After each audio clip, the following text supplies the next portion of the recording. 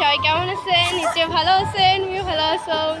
তো আজকে ব্লগটা হচ্ছে কি বাসন্তী পূজা ছিল কালকে। তো আজকে আমরা সেই দিনের বেলা ঘুরির কালকেও আসছিল, কালকে স্নান করে সবাই পাকনে ভিডিও করি। তো আজকে ভিডিও করবো। তা মোর সাথে হচ্ছে মোর দিদি, মানে আমরা ডান্স করি, একসাথে ডান্স করি। এই যে ডান্স ক্লাস দিয়ে যে মেলা বাড়ি আসলাম ঘুরির আজকে। আমরা মেলাতে ঢুকে যে ঠাকুর দর্শন করলাম, ঠাকুর দর্শন করে এখন ঘুরবো দিদি আর আমি আর দিদি গেছিলাম। আমি দিদি ঘুরবো, ঠাকুর দর্শন করে বেরো।